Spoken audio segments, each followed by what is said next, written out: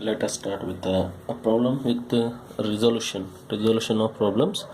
So this is a one problem which we are solving. Resolve the forces. It is called a resolve the forces. So let us take one example. So how to resolve that forces? So one force we are taking it as in a direction of in this one. This we are calling it as F1, and this force we are calling it as F2. This force we are calling it as F3, and this force we are calling it as F4. So with respect to this we are calling it as theta 1, and with respect to x this is theta 2, this one is theta 3, and this one is theta 4. So first this is a x-axis, this is a y-axis. First we have to resolve these forces. So these forces we have to resolve, and we have to determine summation of fx and summation of fy. So by this, and we have to determine resultant of these forces. Next, resultant of these forces and direction of these forces. Direction is nothing but it is a alpha. We are calling it as alpha. Alpha is nothing but direction of resultant forces. Direction of resultant force with respect to x-axis. Alpha is always with respect to x-axis.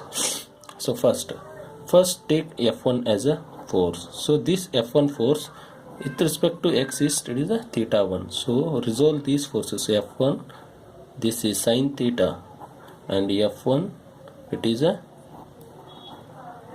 cos theta 1. F1 sin theta 1, F1 cos theta 1. So sin theta 1, how to determine that? Because so if you take this F1 as a theta 1, and this opposite side is always it is a sin theta. So sin theta is nothing but it is a opposite side divided by hypotenuse. So here opposite side is nothing but it is a this side is nothing but we are calling it a so opposite side we have to take it as F1. So and it is a hypotenuse is nothing but it is a if hypotenuse is it is a F1, and we have to determine opposite side. This side we have to determine because this force is acting upward direction. So it's nothing but it is a upward direction force. So upward direction is nothing but F1. So opposite side, and it is a sin theta. So sin theta is equal to opposite side we have to determine. So first sin theta, summation of fx.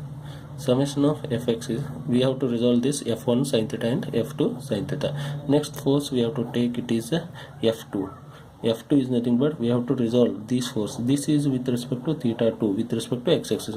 Always theta will be with respect to x-axis. So this is a F2 sin theta.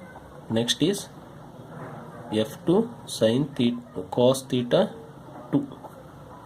This is F1 sin theta 1, F2 sin this F2 sin theta 2. Next the third force, that is a let's start with the third. This one third force is called F3, and it is with respect to it is theta 3 with respect to x-axis. Always this to resolve this force into two direction. This is a F3 sin theta 3, and this is a F3 cos theta 3.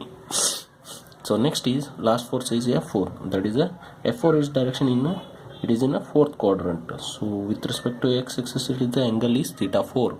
So this is a F4.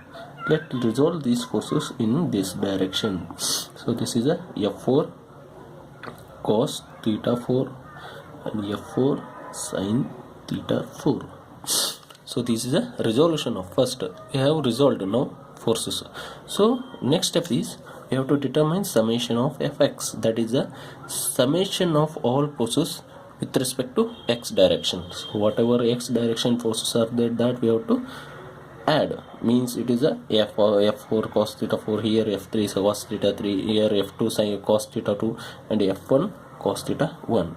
So first find out first where is this is a first force.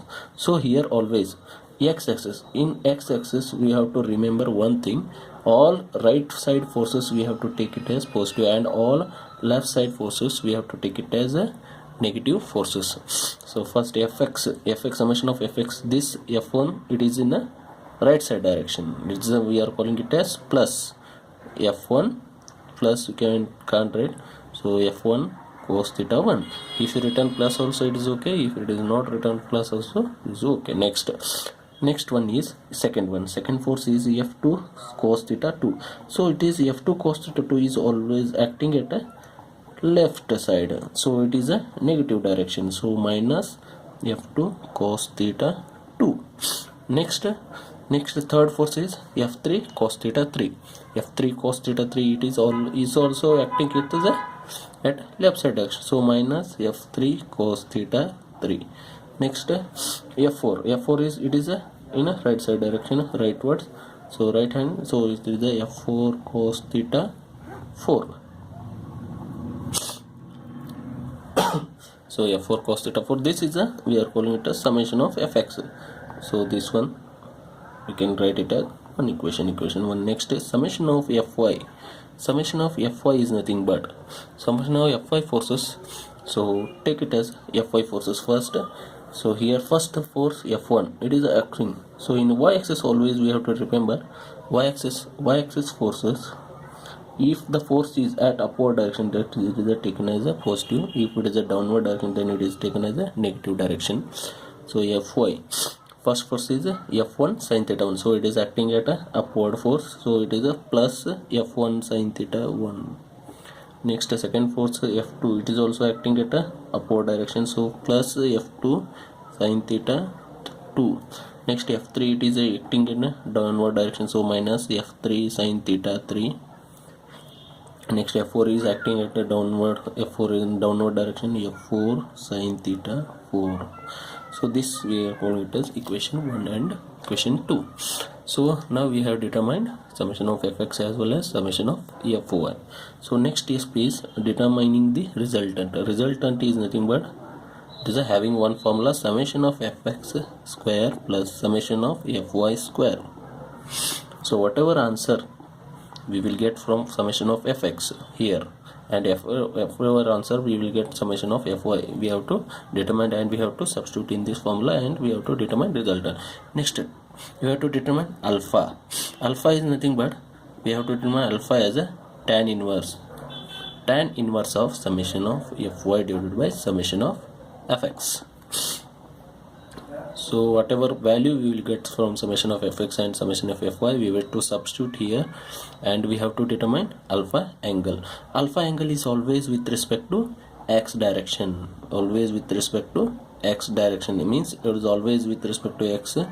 See here these forces, this is the alpha. So like this, so if I got alpha as a 12 degree, so then see the signs of summation of fx as well as summation of fy. So if summation of fx is positive and summation of fy, for example summation of fx I got as a 18 Newton and summation of fy as a 20 Newton, it is a both positive. So then quadrant will be first quadrant, means this is a 4 quadrant we have divided. First one is x-axis positive, y-axis positive. Next x-axis negative, y-axis positive. Next here x-axis negative, y-axis negative. Next here x-axis positive, y-axis negative. So x-axis is nothing but it's the summation of fx you have to take. Next y-axis always it is the summation of fx comma summation of fy. So these four always we have to remember. If summation of first one is plus means summation of fx, next one is summation of fy plus. So if it is a summation of fx is positive, summation of fy is also positive, then it will resultant will be in this direction. So this is the resultant and alpha will be here, means here both are positive. Next is summation of fx is positive and the summation of fy is negative, then force will be, see the quadrant, first summation of fx is positive, then here you can see, and summation of fx is means it is a fourth quadrant. So resultant will be acting in this direction, alpha will be here. So this is a resultant.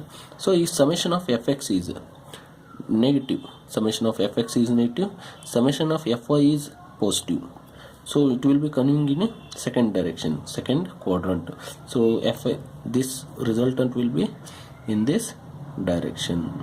This is a alpha. Then if summation of fx is taken as a negative value, means minus 18, next summation of fy is also 20 Newton, then alpha will be in third quadrant, both are negative. So this is a resolve the